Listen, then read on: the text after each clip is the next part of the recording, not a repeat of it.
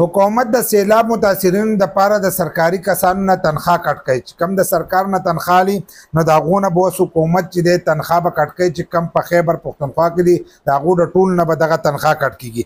په دې کې چې دی وزیر اعلی ویلي دي چې زه به خپله د یوې میاشتې غونډه تنخواه چې ده دا به ورکوم. علي امین ګنډاپور دا ویلي دي چې زه به خپله د یوې میاشتې تنخواه چې ده دا به ورکوم.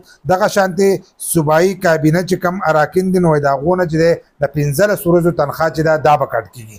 د دغه کسانو نه به د 15 ورځو تنخواه کټ کېږي.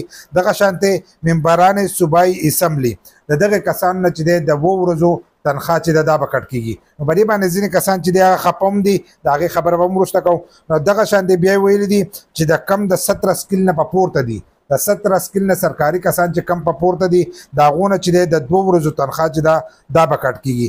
دغه شانتې د 1 سکیل نه والا تر 16 سکیله پورې چې دی د هغو نه به د 1 ورځې تنخواه چې ده دا به کټ کېږي او دا به د سیلاب متاثرینو له چې دی هغو له به ورکړی کېږي. نو په دې کې ځینې سرکاري کسان چې دی هغه خفه دي چې دا زموږ د وینا نه په غیر چې دی دا تنخواه کټ کېږي. نو تاسو سره خپل رایه شریک کړئ چې حکومت دا کار ښه کړی دی که بد یې کړی دی. بل لا چې یو کس د خپل طرفه د زړه نه روپۍ نه ایستلي حکومت له هم دا نه دي پکار چې د هغو نه ډایرکټ چې دی دا روپۍ کټ کړي. یو سړی د زړه نه روپۍ وکاږي او ورکړي نو هغه صحیح ده. خو تاسو راسره هم پکې خپل رایه چې دی دا شریک کړئ چې حکومت دا کار ښه کوي که بد کوي.